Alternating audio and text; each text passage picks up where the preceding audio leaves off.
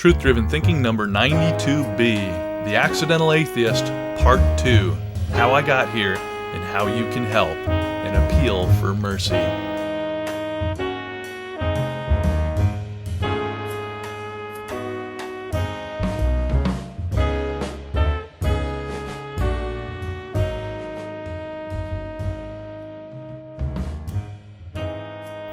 Welcome back to Part 2 of The Accidental Atheist, How I Got Here and How You Can Help, an Appeal for Mercy.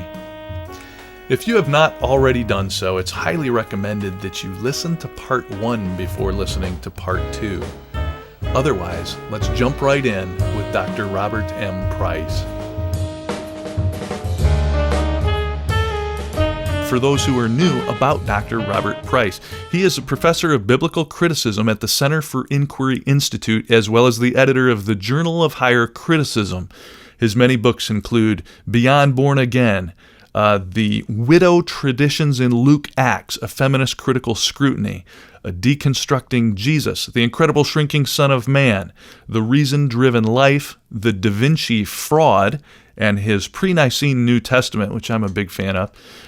Also, currently, Paperback Apocalypse, How the Christian Right Was Left Behind, and soon, a book that takes on the best-selling Secret and Other Woo-Woo New Age Religions. Top Secret, The Truth Behind Today's Pop Mysticisms will be the title of that, coming out March of 2008. Robert M. Price, for background purposes, is a Mississippian by birth, lived in New Jersey for most of his life, and has recently resettled to North Carolina.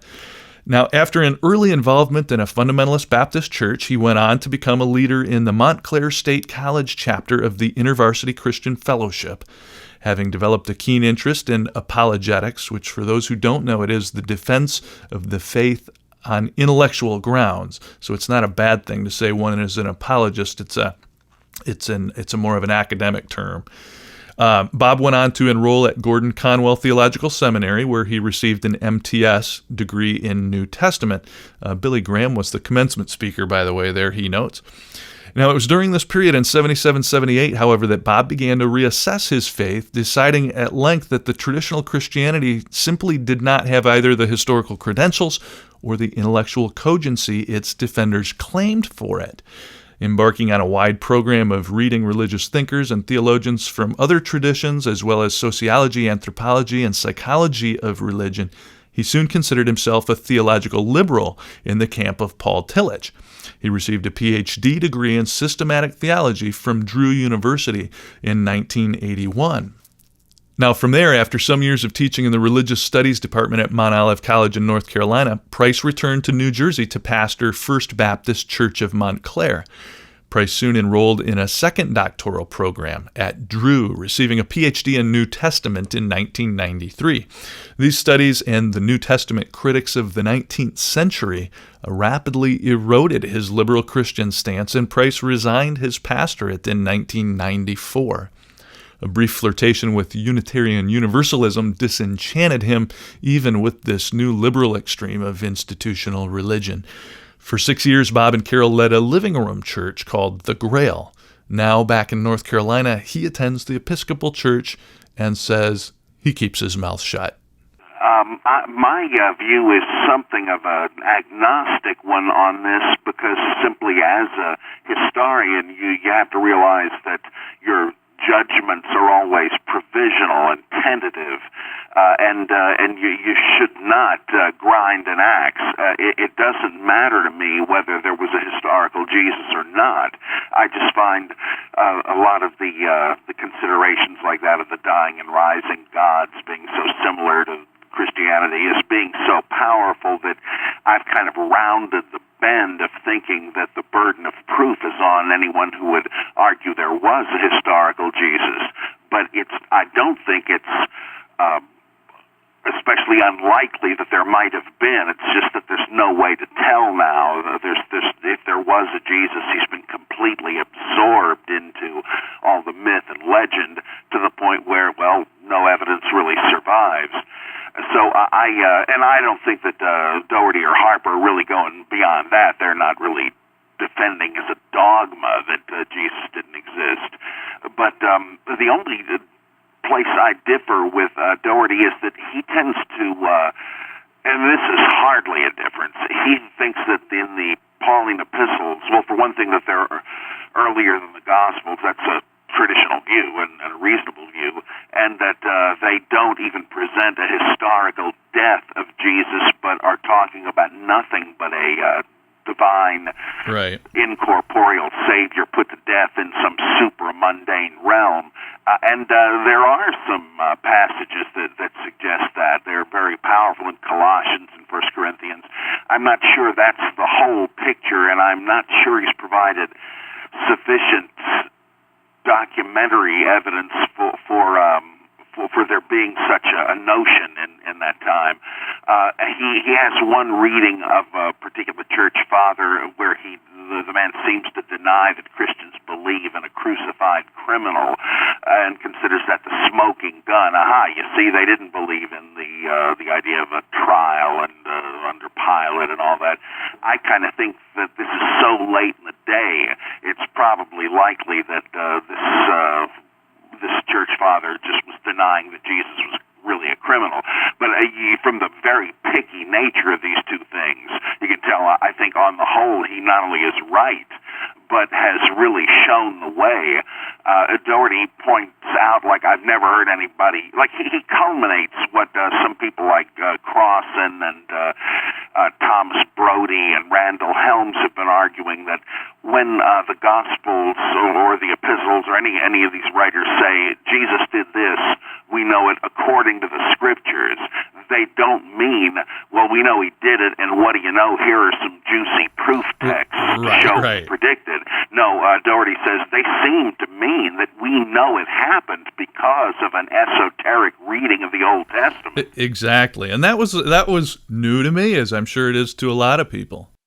And I thought, well, that's likely with some of the gospel stories, but it was only once I researched this long article I did for a symposium that Jacob Neusner edited for Brill, called my piece being called New Testament Narrative as Old Testament Midrash, and I researched a whole bunch of books like that have made the same sort of a commentary on this and that story in the New Testament, that I realized, very good arguments can be made for virtually every story in the Gospels and Acts, just coming from this or that Elijah or Moses or David story.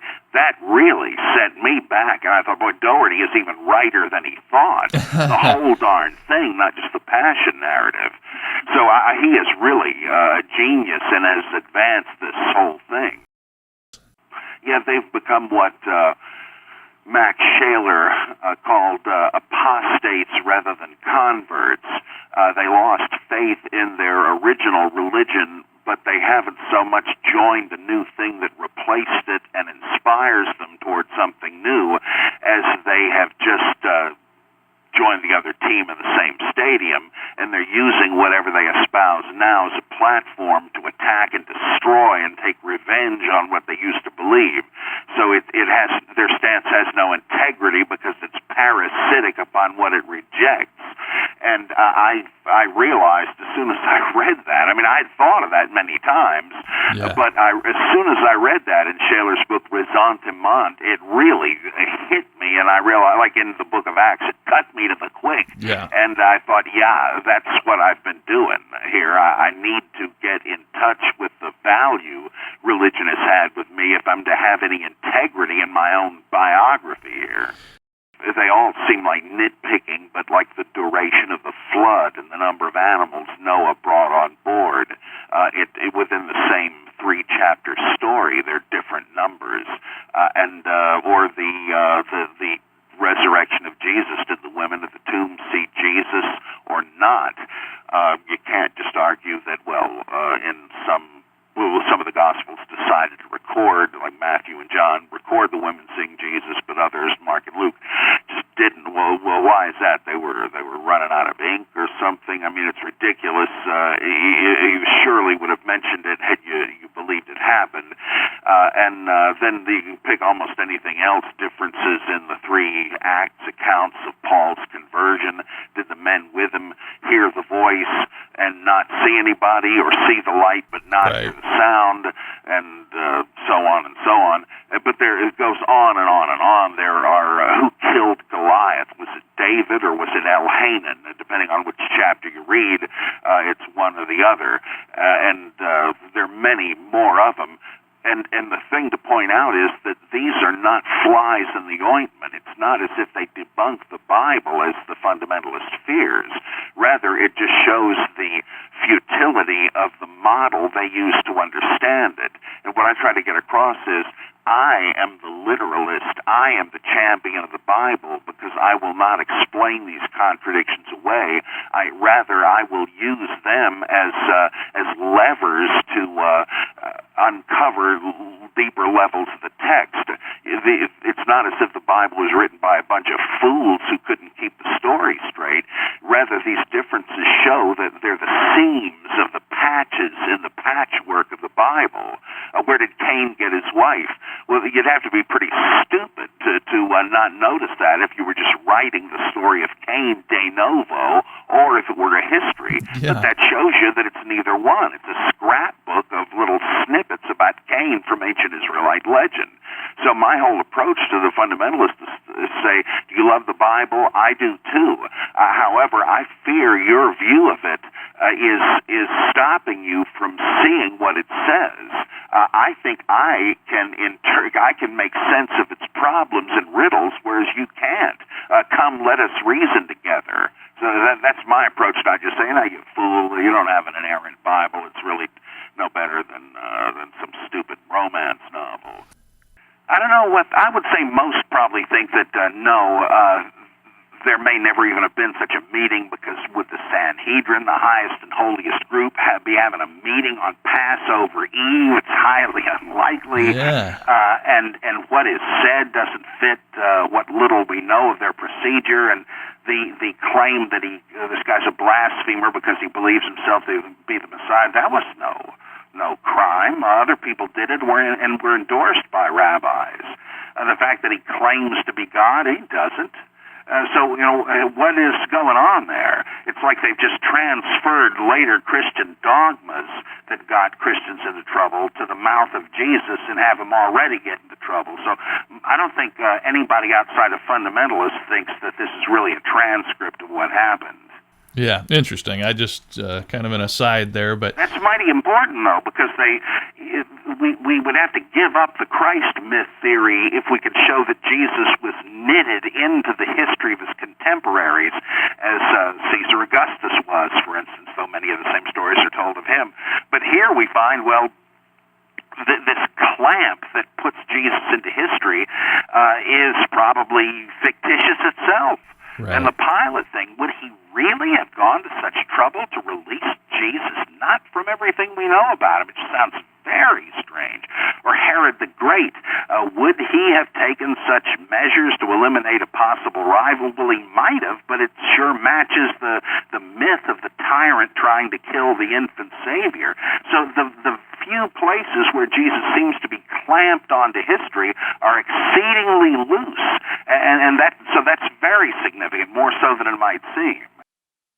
Well, almost certainly any missionary preaching outside of Palestine or even outside of Galilee would have talked about the risen Savior coming again on the clouds and all that stuff, and people would have said, well, who is this? What are you talking about? And then they might say, oh, well, this is Jesus of Nazareth, the prophet of Galilee.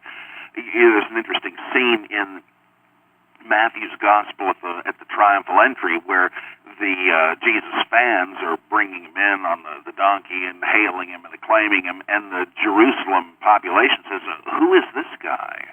I said, oh, it's the prophet Jesus from Galilee. Well, he wasn't even known by everybody at the time. How many people could have seen him? So any kind of PR done already is giving you a Christ of faith before or whether or not you see him. First Peter says to whoever the readers were, without having seen him, you love him, and so on and so on. Well, it must always, by far, most of the first century Christians must have heard of a Christ of faith before anybody filled them in on the details of a historical Jesus, if they ever did.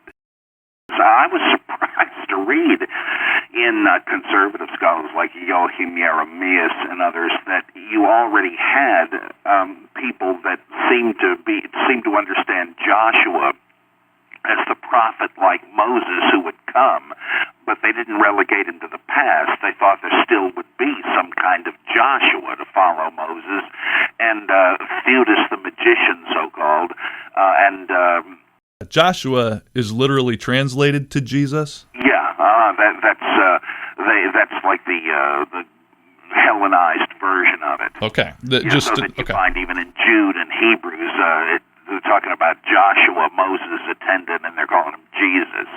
It's just the same thing in Greek. Okay, just a point of clarification. I did point that out, yeah. And so these guys, some of them, like the Egyptian prophet with whom Paul is confused in the book of Acts and whom Josephus describes, these guys seem to have thought they needed to recapitulate the deeds of Joshua to be a new Joshua. And if that's the case, you're talking about Joshua or Jesus being equivalent to Christ or Messiah. And it looks as if, I mean, there's evidence, there's better evidence for a lot of things, but it looks as if that implies there was a Jesus role, a Jesus Messiah role. Plus, the name Yahashua means Savior, and it's easy to imagine that, like Christ, anointed, this was a title of someone that replaced the name. And, in fact, there's this fragment of a hymn in Philippians that says, after the unnamed hero did his work, after he was subjected to crucifixion and was then highly exalted, so everyone would confess his name and bow the knee.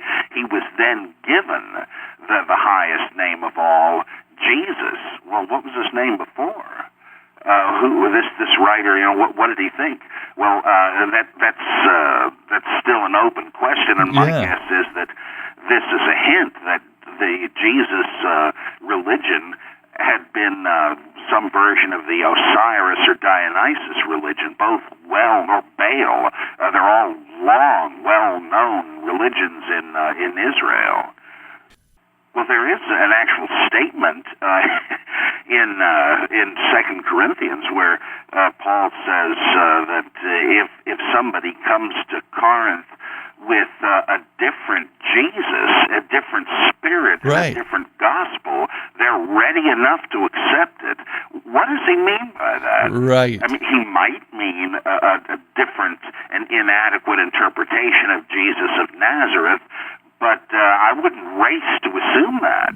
Yeah. That does imply, it seems to me, some kind of a multiplicity of these characters. There sure was an ancient connection between Israel and Egypt. The Exodus seems to have been a myth, but it reflects the fact that Egypt ruled Palestine for many centuries before the time of Abraham and so on.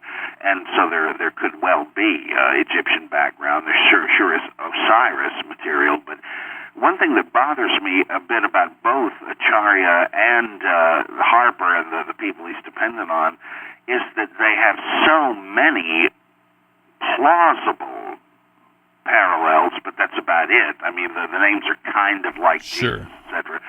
That in so many similar myths or details about myths that I begin to wonder, well, are you really just saying everything as a reference to this? I mean, that the Christian myth drew on everybody else's myth. It's almost like an embarrassment of riches. There's so much of it, it almost cancels itself out in some way. Well, now this sounds like I'm talking about it both sides of my mouth, but the idea of a sacred meal, that is one of the things that I find pretty convincing, that there were sacred meals of Mithras, Dionysus, and Osiris, and and that it sometimes represented the body and blood of the god. And there, I think that, that must be the origin of the Christian Eucharist.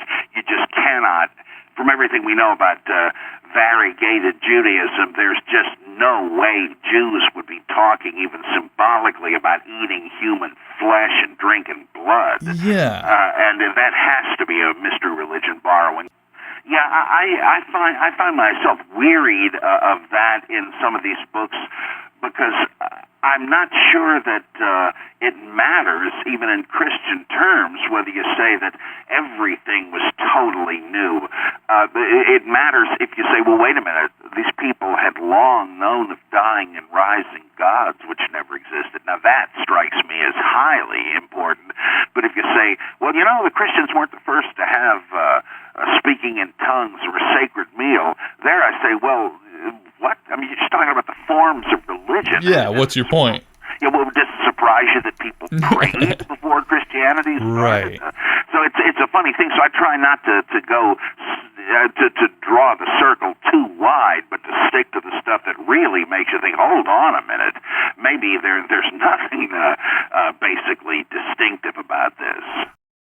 Well, it had already been in popular Israelite religion, because we know from, at least from Second Maccabees, but other sources too, that a lot of Jews during the period of Hellenization, when Judah Maccabee and his brothers said, okay, enough is enough, Jews were converting to the religion of Dionysus in Palestine.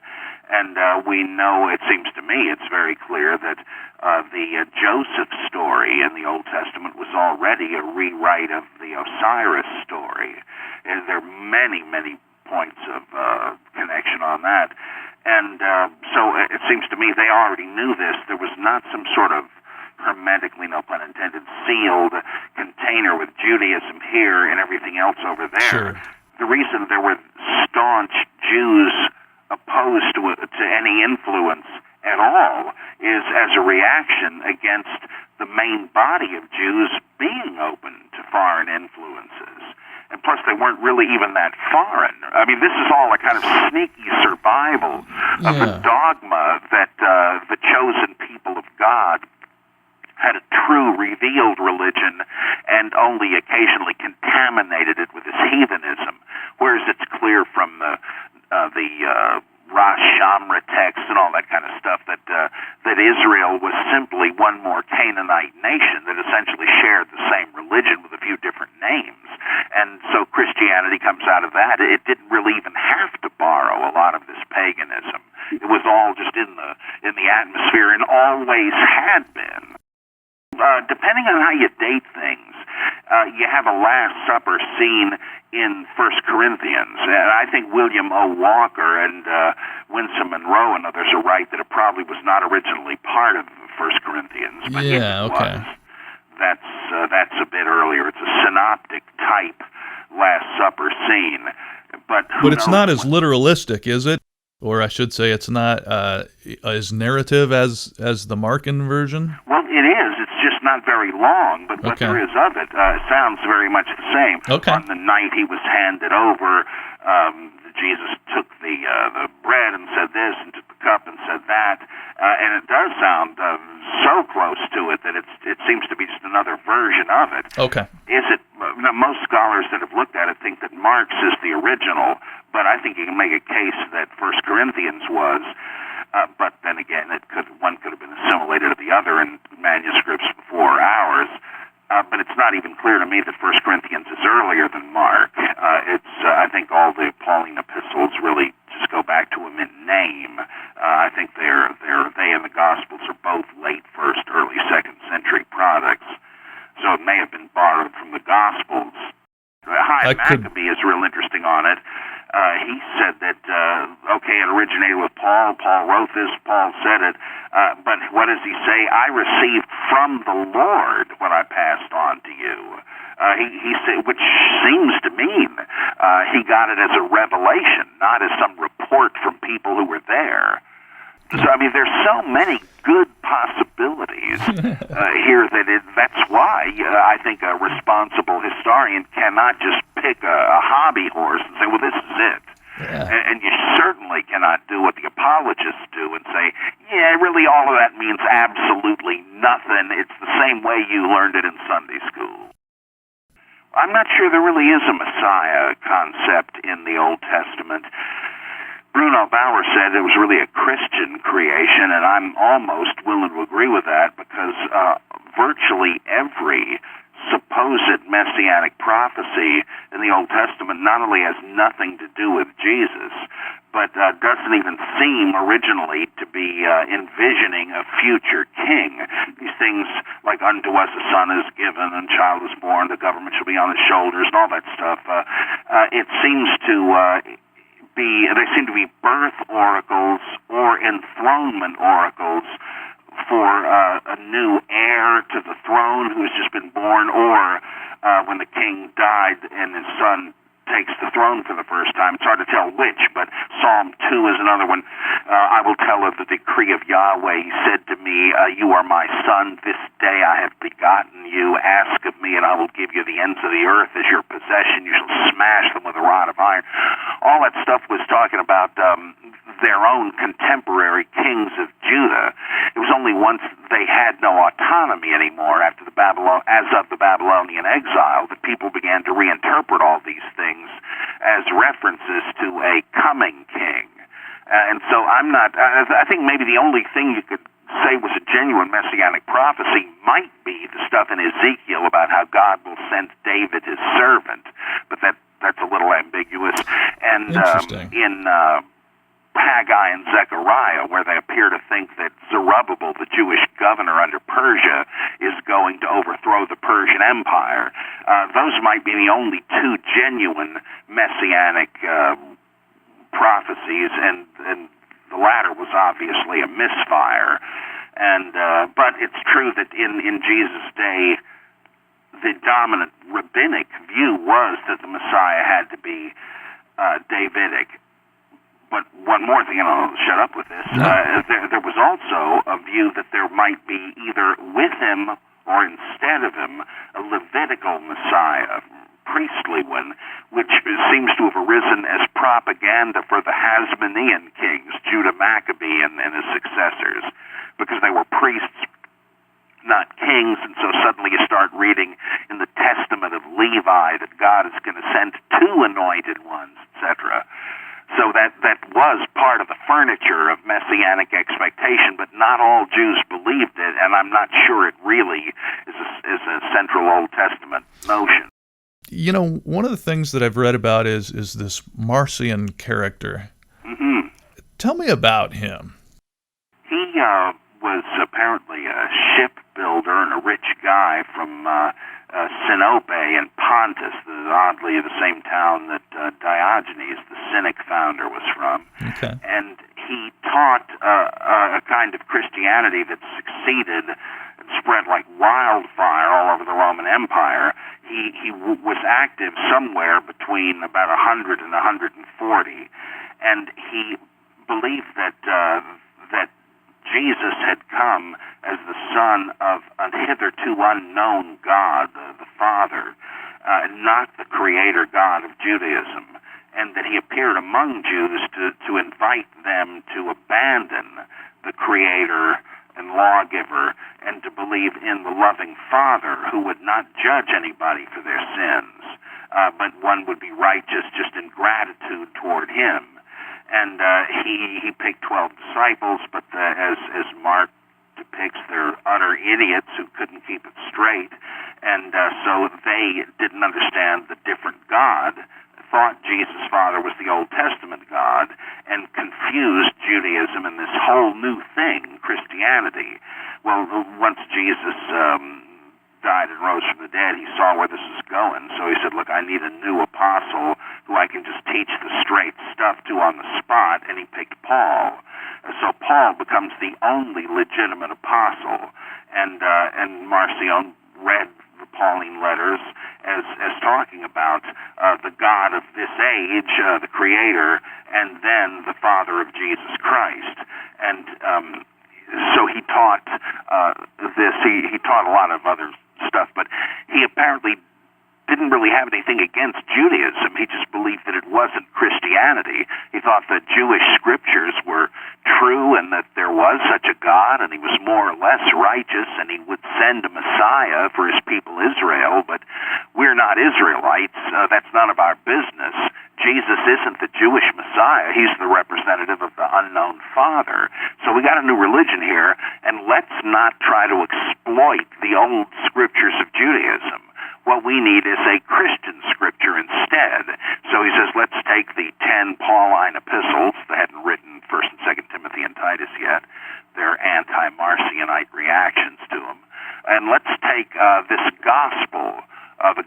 of the Lord, which seems to have been an earlier version of Luke and shorter. This will be the Christian scripture, and they called it the Apostolicon, the book of the Apostle, Paul being the main writer. Now, this, as I say, was fabulously successful, even though you had to renounce sex to join. Everybody had to be celibate. And so this was so popular, the bishops of emerging Catholicism said, wait a minute, we're going to keep the Old Testament and interpret it as a Christian text, as we've always done, but this isn't a bad idea to have an explicitly Christian scripture. But yeah, this pulling books together thing kind of makes some sense. Yeah, and what they had to do is they said, well, you can't beat this guy, you might as well try to co-opt him, so let's add some material to the Pauline epistles. Paul was a heretic, let's try to make him look less like one. Let's write up some new ones that will push Paul, spin Paul in our direction, and let's pad out this gospel, and that's where we get Luke, and let's add a sequel to it that will show that Paul is not the only true apostle, but Peter at least is just as good. And so you wind up by having Marcion virtually invent the idea of a New Testament, and he created the basis of it that the Catholic Church had to use even though they despised him. And eventually Marcionism was stamped out by Constantine, though it survived a bit longer outside the empire. Now that sounds almost a little bit cynical, the way that plays out, that there was outright fabrication of additional material to bolster an anti-Marcion religion. It does, and the ancients weren't above pious fraud, but on the other hand, I want to open the door up wide enough to say that they seem to have, like the four evangelists, seem to understand that what they were dealing with was sacred lore, and if they needed to amend it, then that was the thing to do. They didn't think they were hoaxing you by telling you Jesus did something that he didn't actually do. They said, well, these stories teach what we are to do, and eventually, this needs to be amended, so let's update the text. So I'm not sure that's not what the Catholics were doing. They said, well, here are these texts. They do have good stuff in them, but let's eliminate the heresy and pad it out a bit. Did they even care whether Paul had actually written this or that, or whether Luke had written it? I doubt if that even mattered. They were probably beyond that and just said, here are authoritative documents that we can adapt. Well, yeah, it does force a paradigm shift, but if it's true, it sort of gets the Bible writers off the hook. It shows it's not a question of hoax or history, as apologists like to say. Like when Mark has Jesus say, "Now you can't get divorced," and Matthew uses that but rewrites it, "You can't get divorced except for porneia," whatever that means. Right. He's not. I can't imagine Matthew is sitting there thinking, I think I'm going to just fabricate this and pull the wool over the dope's eyes and make him think Jesus said something when he didn't. It seems to me obvious. He's saying, here is the charter we try to live by, but this is excessive. I'd better accommodate the law to the hardness of their hearts. He thought, here is the law. It needs to be amended. I don't think it occurred to him that he's like one of these Mormon document specialists forging letters from Joseph Smith, like this character they arrested some years ago. I don't think that's going on there. They're just saying, here are our authoritative texts. They need to be amended from time to time. Well, that shows you can accommodate this kind of critical observation without saying, oh, they're evil, the Bible is phony. You just have to realize there's a bigger picture, and you don't have a grasp on how the ancients viewed this stuff. Though, in fact, the fundamentalists still view it the same way. They also believe it all really happened, but that's not their real interest in it. They want to live according to its dictates. It's like a written constitution, which is why it never really bothers them that there are pure narrative contradictions. Did the voice from heaven at the baptism say, "You are my son," or "This is my son"? Well, they don't really care about that. They're just concerned that it says Jesus is the Son of God, and both do say that. So they have a textbook here. And if somebody points it out, because there's a contradiction, they'll come up with some crazy harmonization, and can't they see it's crazy? Well, they don't care. That's not why they're interested in the Bible. So in a sense, their instinct is sound. They just have a kind of a misplaced and misunderstood way of dealing with the problem. I think the only reason people do it is that they want a guarantee of going to heaven when they die, and they want an answer book for problems they can't quite figure out or think they can't. Otherwise, would it really matter to them if it's a story of a guy walking on water or something? Does that help them in any way? I think they just feel stuck with the whole thing because they want to be able to say, yes, I know there's a heaven, and I'm going there because there was a Savior that gave me passage to it, and I can find out what to do by looking at this and that passage. It's a kind of a false peace they have because the Bible is so ambiguous on many ethical points. Well, way back in the 1st or 2nd century, there's this movement called encretism, from enkrateos, to have self-control, but it came to be used to mean celibacy, chastity, and so on, even within marriage. And there were several groups, one called the Encratites, with a capital E, but also the Marcionites and most Gnostics and others believed that the original sin was sex because there should have been just the one Adam. And as an afterthought, God created Eve, but as a companion to the man, but didn't want them to reproduce. And in fact, this is a whole can of worms, but I think they were right about the myth in Genesis. I think it does imply that. And that their sin is to gain the carnal knowledge to multiply and propagate. And so God takes away immortality. If the race is to be immortal, the individuals cannot be. Well, the division of the primal man into the whole human race introduced sex, and it was the occasion of all the class differences and oppression and crime and all of that. And so they said the only way to be saved is to get ourselves back to the garden. In baptism, we overcome all these differences and become one in Christ, the second Adam. And that means no distinctions among us, but also no sex. Distinctions come from sex roles differences, so we're not going to have that. Everybody will be celibate and brothers and sisters. This was so popular, they couldn't stamp it out.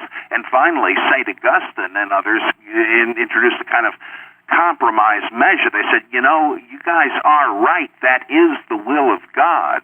And if we all swore off of sex right now and there was no future of the human race, that'd be all right. We want Christ to come anyway. But in fact, let's face it, most people just can't quite deal with that.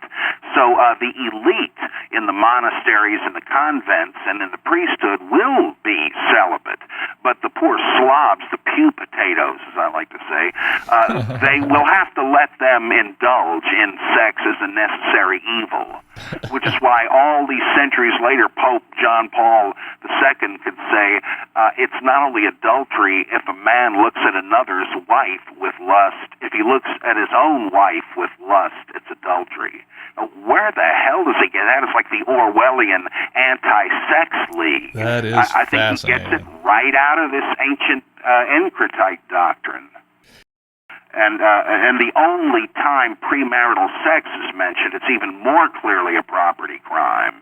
It says if a guy seduces a virgin, he has to marry her, but if he's such a skunk her dad can't in good conscience hand her over to him, he's got to pay the bride price because the dad is now stuck with used goods. Yeah. He'll never be able to marry her off to anybody else, and he's got to feed her, so he damn well better get the bride price from the scoundrel. It's nothing but a property issue. In fact, it's not clear that there even is a biblical sex ethic. Well, that certainly in the Old Testament, my goodness, I mean, from concubines to whatever, certainly. Do they ever criticize prostitution? Only if the prostitute is a married woman committing adultery. Right. So you're right. I mean, they're just, they have certain things like they didn't go for homosexuality or bestiality, but even there, those were abominations. They were ceremonial category violations, not moral in the first instance. In the same way we would say that somebody who's having sex with an animal is just crazy. They're not so much immoral, it's just nuts. Define an abomination for me. It comes from the word tebhel, which I'm probably mispronouncing, which means confusion or mixing.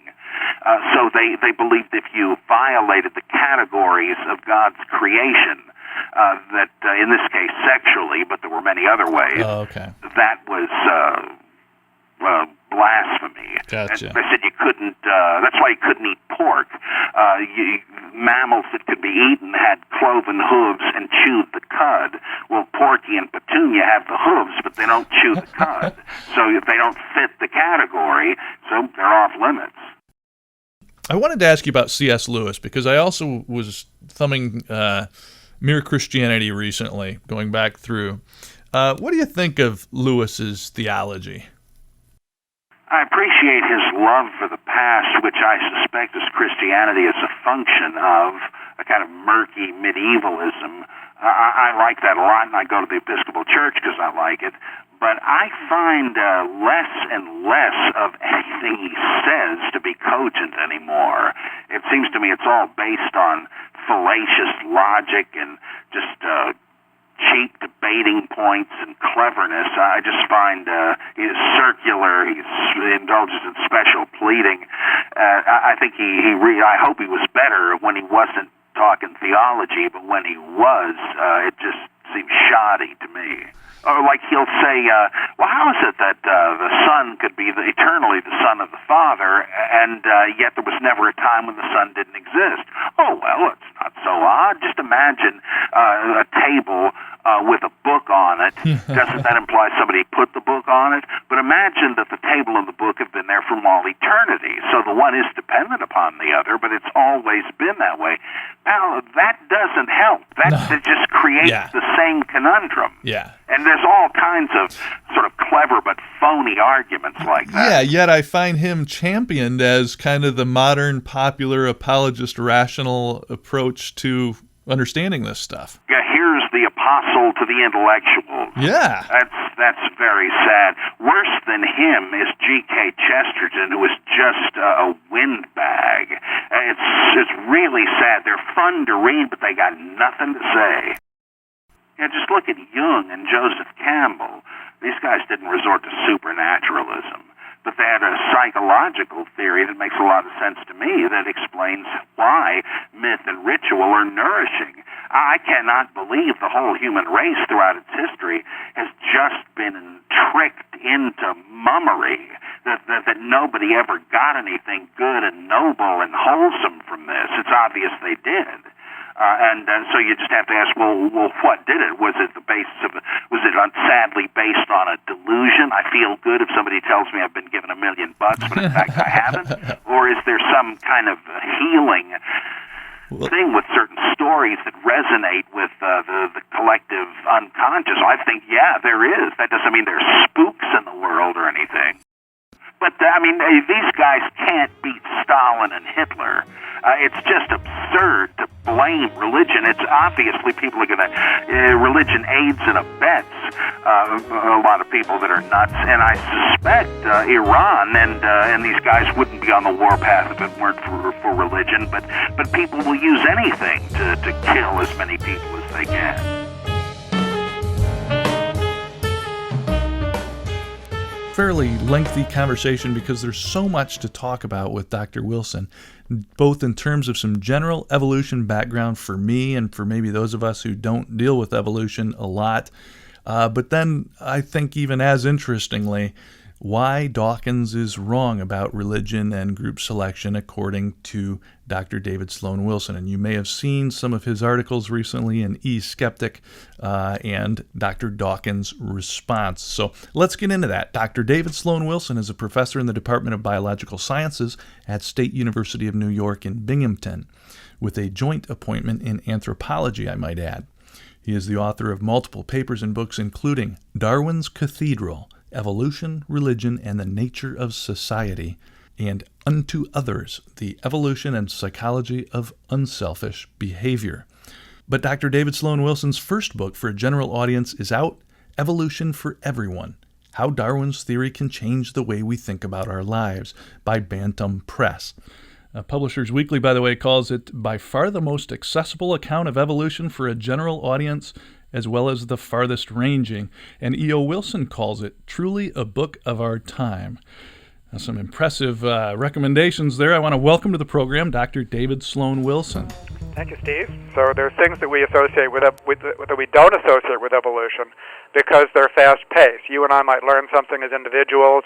A culture might change over time. Religious diversity is a great example. Hundreds and hundreds, thousands of religions, and they're quite different from each other. What can you say about religion that's so monolithic that it applies to all religions? Sure. It might seem strange that you could explain religious diversity from an evolutionary perspective because the diversity is cultural diversity. But as soon as you stretch the concept of evolution beyond genetic evolution, then you actually can explain something like religious diversity and other forms of cultural diversity in the same way that we explain biological diversity, and that is very exciting. Well, the news is not good. Wow. For one thing, creationism and so-called intelligent design theory is spreading outside of North America, and so it's not uniquely an American phenomenon. And when we ask why, I think there's an overarching issue, which includes that plus a lot more, and that is, why do people believe in anything? And my answer to that question, which I think is a good evolutionary answer, is because of its consequences. People believe in something. I mean, if we really think of the mind as an organ of survival and reproduction, then what it will do is generate beliefs that contribute to its survival and reproduction. Now, that says nothing about its truth value, does it? Right. In order to say something about our propensity to believe in what's true, we have to understand the relationship between what's true and what's useful.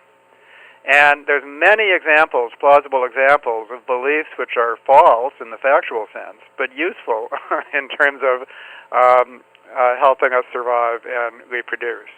Now, that is so simple, isn't it? I mean, it's so basic, and Sure. Yet, if you conscientiously apply that, you can begin to explain the phenomenon of religion, because religion, almost by its nature, is a collection of beliefs which are for which there is no factual evidence.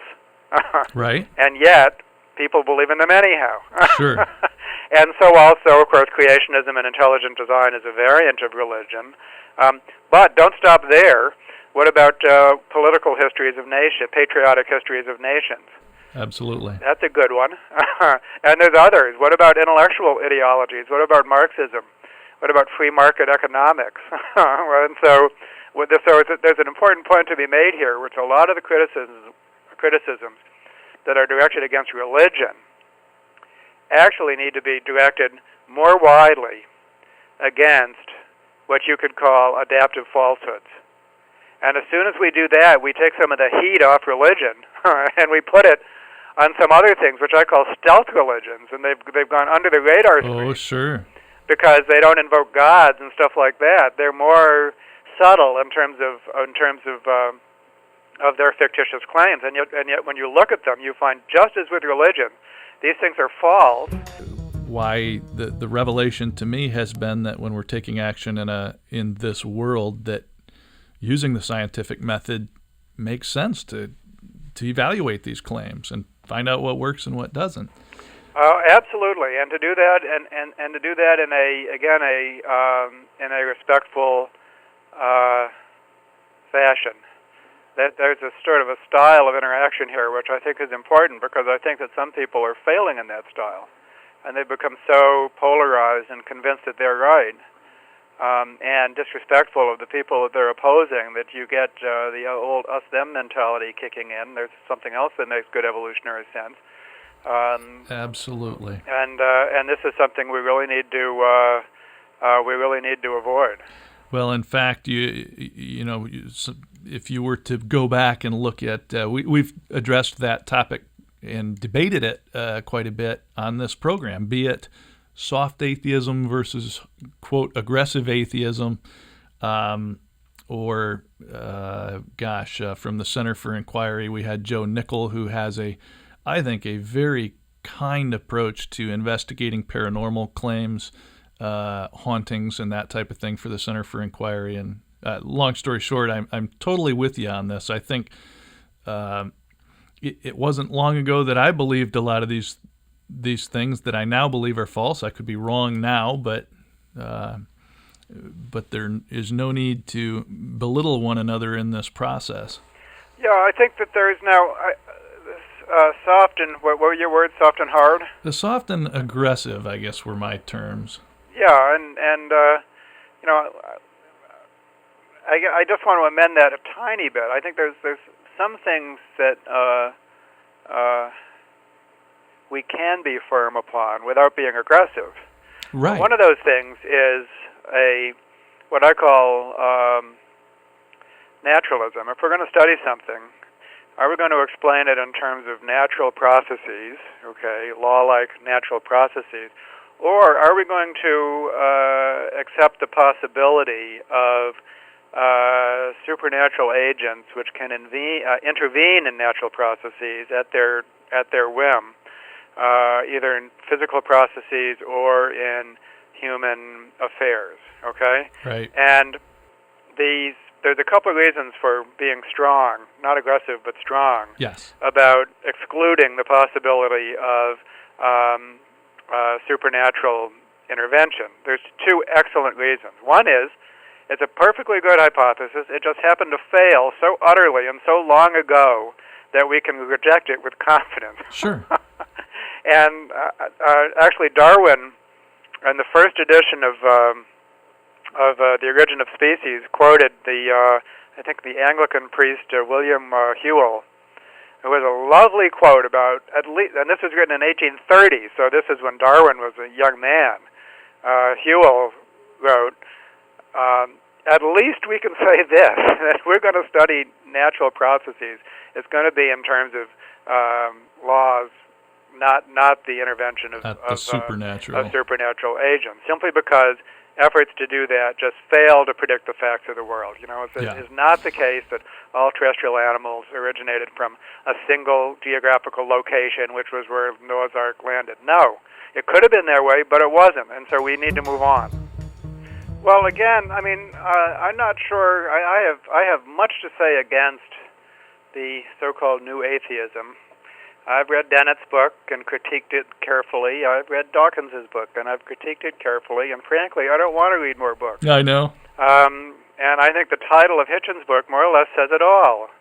Anyone who subtitled his book "How Religion Poisons Everything" is not functioning as a careful scholar of anything. Yeah, that's fair. How could something like religion poison everything? Absolutely right. What are you thinking to make a statement like that, much less as the title of a book? So Absolutely. We know here that we're not grounding anything in serious scholarly inquiry, don't we?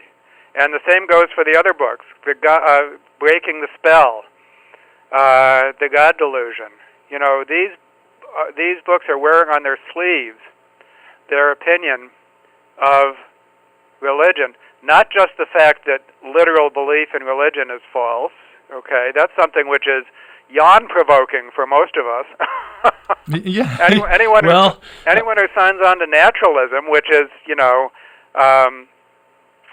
obviously excludes some but not all religious believers, because there's tons of religious believers who are frankly very happy to think about religion as a social construction. Yes. It's not a problem for them. And so now we've reduced ourselves to an audience, a certain segment of the religious population that are least likely to yield to the kind of intolerance that these books represent. So what these books are saying is they're not merely addressing the issue of religious belief. What they're saying in 100 different ways is that in the opinion of the authors, religion is bad for human affairs, And if they want to make that statement, what they should be doing is grounding it in scientific evidence, you might think, right? But it turns out that they're not. And that is something that I can establish well, because I'm right in the middle of studying evolution, studying religion respectfully as a social construction. I'm a 100% naturalist atheist in my personal convictions, but what I do is I'm trying to understand, I and my colleagues, I'm trying to understand the phenomenon of religion from a scientific perspective. And I really want to distance myself from these polemicists, basically. I think that's very important to do so, because the only reason that they're taken seriously, especially a person such as Dawkins, who has a very high reputation as an evolutionist and as a spokesperson for science, and what he's doing is he's giving scientific authority to these polemics against religion, and that's false, and I'm here to say it. Let me begin in a different way by asking what are the most interesting questions to ask about religion, okay? Sure. And one thing we want to know is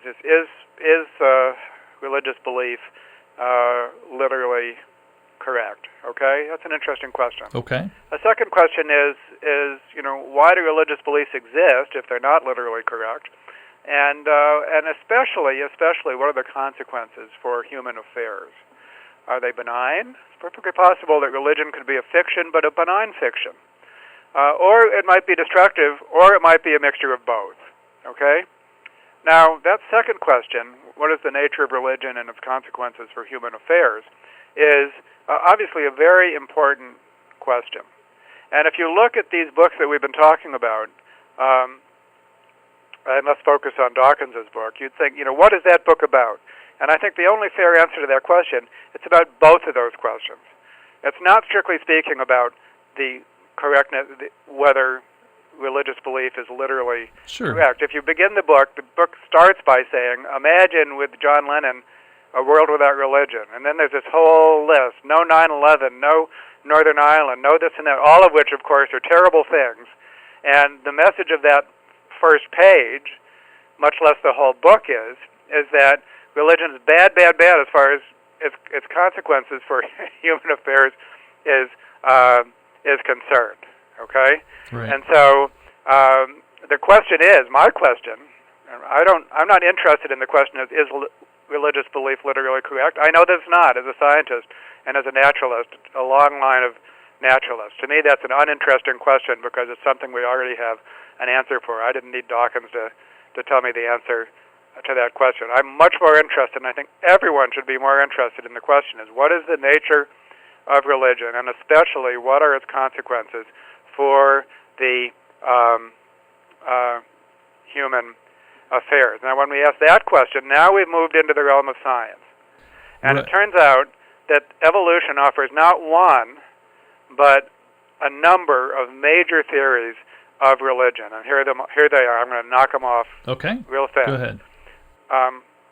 And what's so interesting, and the reason evolution, now it's back to evolution as a way to explain everything relevant to humans, is that evolutionists have the same questions, major questions, for every trait that they encounter, even something as mundane as spots on a guppy, those same questions we could ask about religion, okay?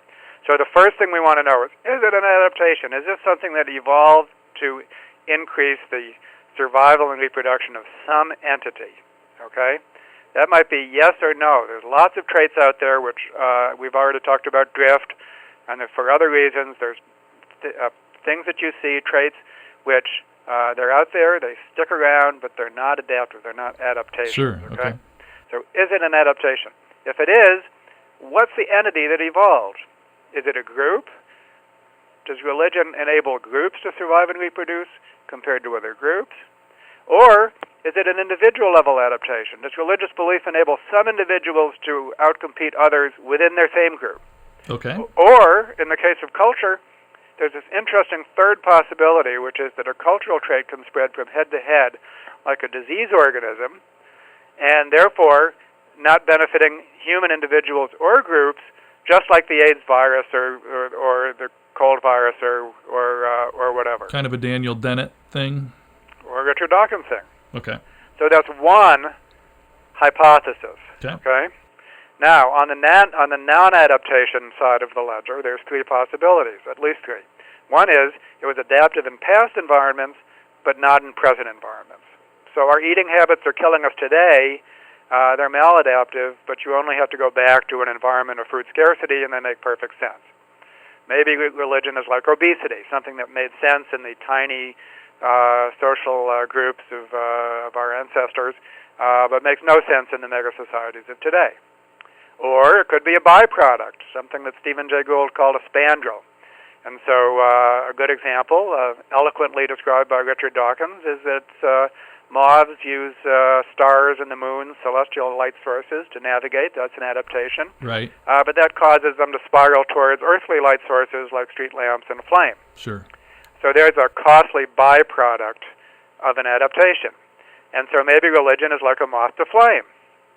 Or it could be neutral. There's some aspects of religion, at least, could be explained by drift. Okay? So now we have all these explanations. And now science needs to go to work, empirical science needs to go to work to determine which of these or which mix of these are true. And it makes a big difference as to the consequences of religion for human affairs. So if we're going to approach this with the tools of science, this is the way we proceed. And now to group selection, basically, what my article shows is that Dawkins is not fairly representing the serious study of religion from an evolutionary perspective. He's very prone to maladaptive explanations, explaining religion as maladaptive in a number of ways. And he is exceptionally skeptical about the concept of religious systems as benefiting whole groups of people. And one reason for that is that he is deeply involved in the more general question of groups as adaptive units, and that brings us to group selection in a wider sense in evolutionary biology. It's perfectly plausible. It's not just plausible, just to jump ahead. It is the best single explanation of religion, is that religious systems are beneficial for the groups of believers. Okay, this is something which I claim can be validated scientifically. Okay, but it's the last hypothesis that Richard Dawkins is going to accept because he rejects the concept of group selection in general. And now we need to look at the evidence and what the evidence shows. And what do I mean by the evidence? Let's talk about that. I encourage readers to go to the article, so I don't want to repeat what's in the article. But how do we study such a thing scientifically? One thing we do, and this stuff is not complicated. It's easy for anyone to understand. One theme of my book is that science is a roll-up-your-sleeve activity like gardening and construction work, that anyone can function as a scientist. And so one important method of science is called random sampling. If you're going to try to make a statement about something, you don't just pick and choose examples. You don't cherry-pick your examples. You pick a random sample, and then you describe that. Well, what the sample shows, and there's also many other examples, that most religions deliver practical benefits for the community of religious believers. And in many ways, this is a revival of Durkheim and his definition of religion as a symbolic system which places a big emphasis on the sacred that unites into one single moral community called a church, the believers. And so what the religion provides is a set of beliefs and practices which coordinates the group in any number of ways. What does that mean? It defines the group, it tells them what to do in different situations, and it prevents the all-important problem of cheating, because back to evolution. Why is it that niceness is hard to explain from an evolutionary perspective? Well, it's because you're increasing the survival and reproduction of others, not yourself. How can niceness evolve? Well, that's also simple. Niceness can evolve to the degree that nice individuals interact with each other, and then they're succeeding as groups, and avoid interacting with selfish individuals. So to the degree that you can sort of segregate niceness from non-niceness, that's the degree to which niceness can survive as an evolutionary strategy. Is that difficult? No. These ideas are very, very simple. And if you look at the elements of religion, what do you find? You find that they are bristling with social control mechanisms which reinforce niceness and punish selfishness, thereby causing the group to function as an adaptive unit. And in retrospect, I use a phrase in some of my articles called the transformation of the obvious. And in retrospect, I think we're going to look back and we're going to say, well, duh. How about, I have to ask you this. I recently watched a documentary on Joseph Campbell's work, and I found his particular kind of hypothesis that humans, and I recently was listening to something about brain structure and connectivity and brain study, but that humans do better if we connect random pieces of information into a cohesive story, that the brain's predisposed to do that anyway. Joseph Campbell said we live better by living through a mythology, whether that's the American Indian, that we have this need to connect to each other and to nature and the universe, whether that's through Buddhist philosophy and Eastern contemplative philosophies, or through Jesus Christ, or through Yahweh, or through... does that hypothesis seem to hold any water, that we have a need to construct a mythology through which everything makes more sense? Well, absolutely, with one qualification. The absolutely is that we depend utterly on symbolic belief systems. Durkheim said that. He said, and I wish I could quote him because he was a good writer, but he said, every way and every single thing we do, we're a product of an elaborate symbolic system. And then when you give that an evolutionary formulation, what we're talking about here is the evolution of symbolic thought and the reliance on symbolic thought. And there's a wonderful book by Terry Deacon, a colleague of mine, called The Symbolic Species, which everyone should read because it's such a dazzling display, basically, of interdisciplinary thinking, everything from neurobiology to evolution to primatology. It's just one of my favorite books. But the thesis of that book is that actually we are unique as a species in our capacity for symbolic thought. And what this does now is it talks about the power of culture. And it's ironic, back to the fact that almost nobody accepts no one understands the real implications of evolution. A typical sort of division amongst intellectuals or a formulation is that evolution is about genetic determinism in biology, and it sort of explains what we do in very basic terms. Right. But it doesn't. But then there's learning and culture, which somehow stands apart from biology. Right. And so, it's true that we like to eat and have sex, but that's boring. More interesting is our rich cultural diversity, about which evolution has nothing to say.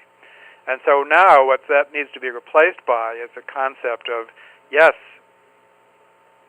social constructivism, the idea that we live in a world that is socially constructed, inside and out. So that includes our physical world. I'll bet you're sitting in an office right now. I am. Right. And so it goes without saying we live in a physically constructed world, but then also a mentally constructed world, which is not a private world. It involves social transmission, big time. Sure. So psychology and culture all get integrated from a sophisticated evolutionary perspective. So absolutely right. Nobody functions without a elaborate symbolic system which is not understood by them or constructed by them. Yeah. Stretches back generation after generation. Now, here's my qualification. Must it look religious?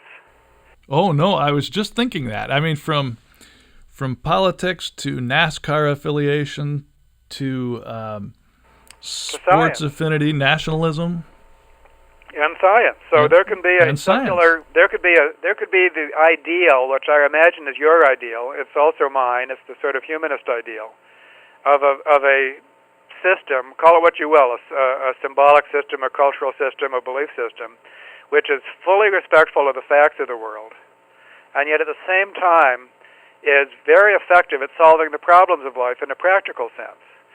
Okay, that would also be such a system. So, so Campbell was right, but the implication—it's hard to know what the implications of that are when the kinds of systems are so diverse. You know, I've dabbled with an essay on this topic, and I'm giving it away because it'll come out at some point. But that, and actually, for preparation for interviews and related to my book information, I've formulated a sentence that sounds something like, the mythology through which I now prefer to live my life and experience the world is that of naturalism, humanism, whatever. But it is interesting you say that, because I still see that as yet another form of mythology through which I can interpolate all this disparate data.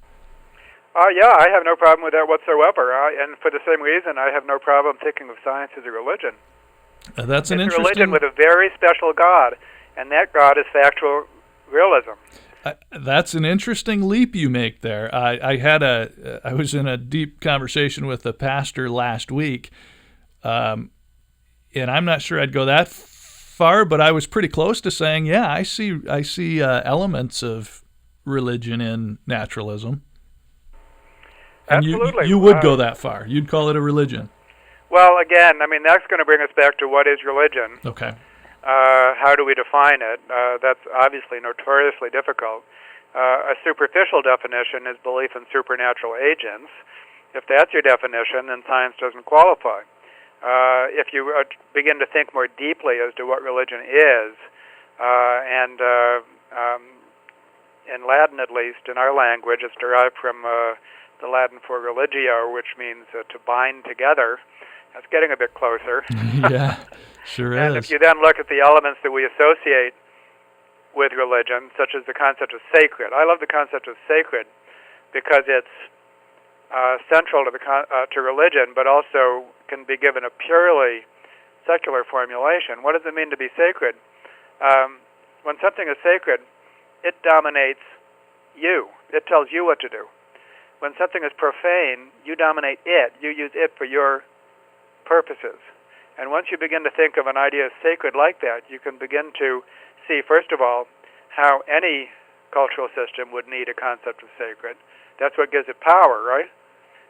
And how you can, how it can function in a positive sense. Why even something like science would need a concept of the sacred, and a whole punishment system for punishing deviance and for exclusion. All these things. Yeah. Are going to have the elements of religion, but they deserve to be in Interesting. In science. Sure, maybe the scientific method is sacred. Exactly. What you called aggressive atheists, this movement, which is represented by the books by Dawkins, Dennett, and Hitchens, and I think that it's an embarrassment, frankly, as an atheist and as a scientist and as an evolutionist. I do not regard Dawkins or Dennett as my spokesperson on the subject of religion or its consequences. And one of the outcomes of my article in eSkeptic was that Dawkins posted a short reply, and in that reply he said that basically it doesn't matter that he might be wrong about the facts of religion. That wasn't the point. And that everything he writes in the God Delusion doesn't matter. It doesn't depend upon the actual nature of religion or its consequences in the real world. His book is purely about whether religious beliefs are factually correct. And I think that if we actually take that seriously, then I mean that's really got to be problematic for people such as yourself or anyone who regards themselves as a humanist or a rationalist or someone who basically is trying to base their beliefs and practices on science. So I think what I detect here is a real sort of groupthink phenomenon in which there's a movement that's dominated by a few charismatic personalities, very little challenging question asking within the group. People that are asking questions are externalized, and they're now considered to be the outsiders. This has happened before. It'll happen again. But I really encourage people that are inclined to, that have been reading these books, inclined to think about them, to really go beyond Dawkins, Dennett, and Hitchens, and just look at look a little bit wider, and especially at the people that are actually seriously studying these from a scientific perspective. And I think that when you do that, what you'll find is that these folks are not functioning as spokespeople for science or evolution. Should we include Dawkins among the aggressive atheists? I guess in some sense it doesn't matter. But I have in front of me a recent essay of his called Atheist for Jesus. And what I'm about to say does not apply to the entire corpus of his work. Okay. This one essay taken by itself is monumentally stupid. Okay. And talk about making fun of your enemy here. So here's a quote from it. Religious beliefs are dumb and dumber, super dumb. Religious drives otherwise sensible people into celibate monasteries or crashing into New York skyscrapers. Religious motivates people to whip their own backs, to set fire to themselves or their daughters, to denounce their own grandmothers as witches, or so on and so forth. So here again we get this litany of elements of religion which are just plain bad, bad, bad. He's not talking about the question of whether religious belief is literally true or not, is he? He's making statements about the consequences of religious belief for that world, and yet, when he gets criticized on those grounds, he backs right away and says, oh no, what I say doesn't have anything to do with that.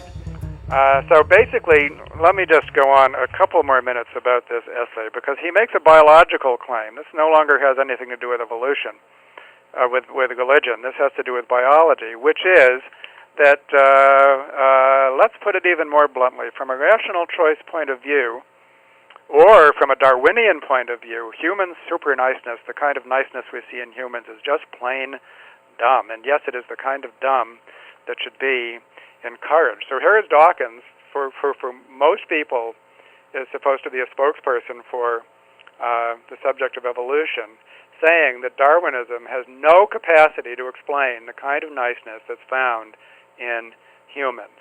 Now, I can tell you as an evolutionist, and I can speak for my colleagues, is that is simply incorrect. That is Dawkins talking. It is not what emerges from the field of... Yeah, we've seen altruism studies, I think, haven't we? Well, to be more specific, what Dawkins says is that Darwinism can explain the kind of limited niceness associated with nepotism and sort of mutual back-scratching, but cannot explain the kind of niceness. Just to be accurate, I just quote from the essay. My paradox comes from the un-Darwinian fact, which any of us can observe in our own circle of acquaintances, that so many individual people are kind, generous, helpful, compassionate, nice, the sort of people of whom we say, she's a real saint or he's a true good Samaritan.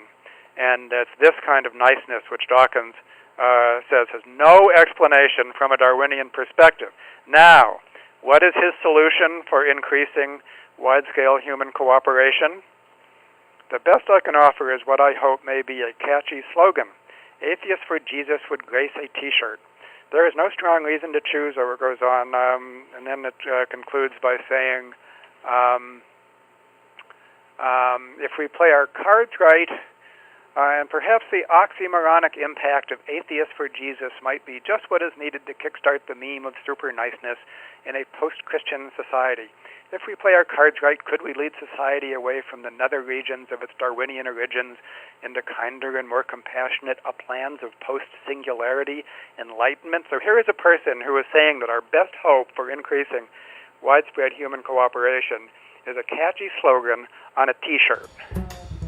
Well, of course, I mean, I qualified myself by saying that this essay, taken by itself, is monumentally dumb. If we were to look at the larger corpuses of Dawkins' work, we might find something more interesting. But the large point is that evolution, guess what?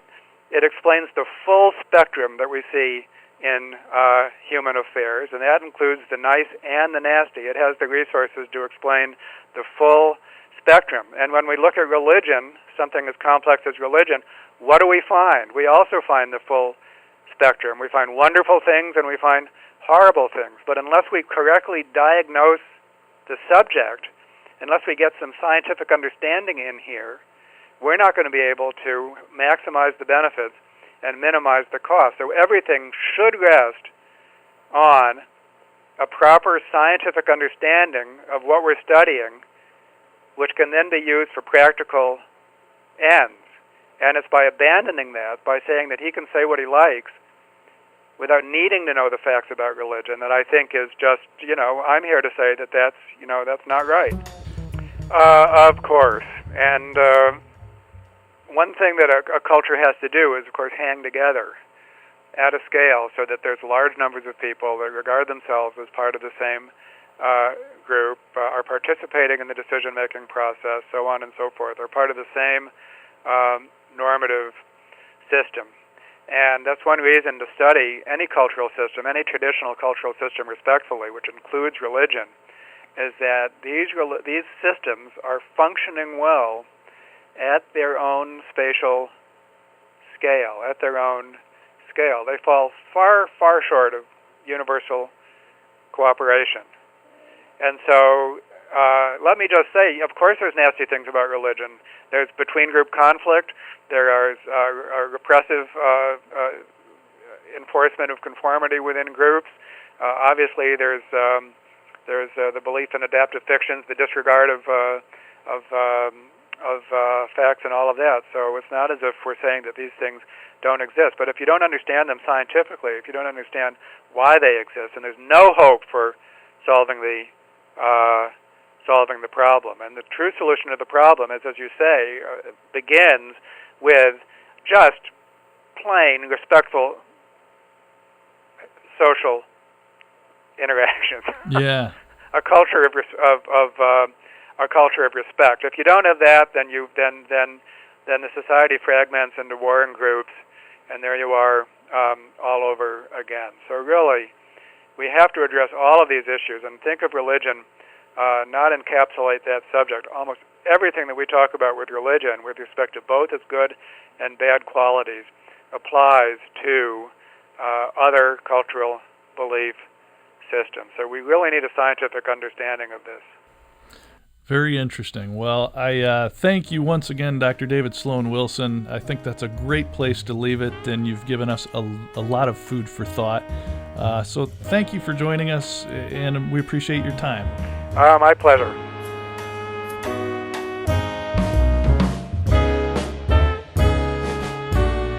Special thanks once again to Bishop John Shelby Spong, Tom Harpur, Dr. Robert M. Price, and Dr. David Sloan Wilson for so generously sharing time with me.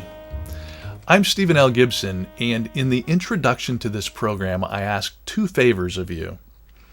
If you've made it this far, it sure seems that you've made a Herculean effort to do both of them.